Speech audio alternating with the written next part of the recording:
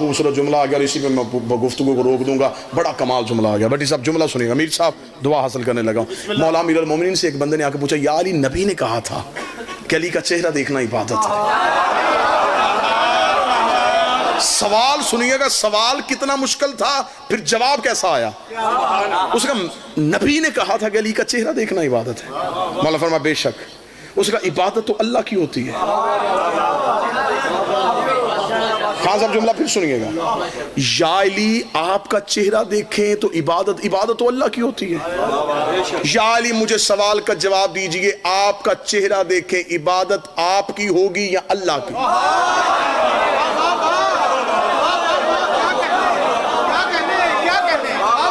चेहरा आपका देखें, इबादत उसकी कैसे?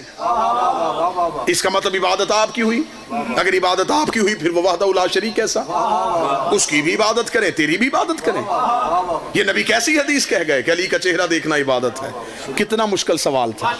मौलवी के पास आया होता वो हदीस ही वापस ले लेता। वो कहता ये हदीस ही ठीक नहीं है।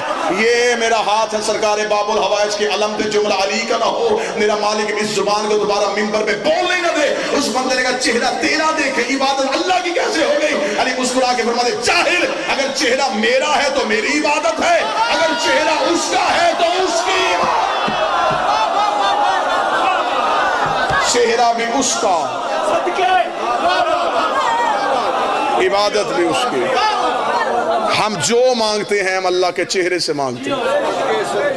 अल्लाह के चेहरे का नाम अली है।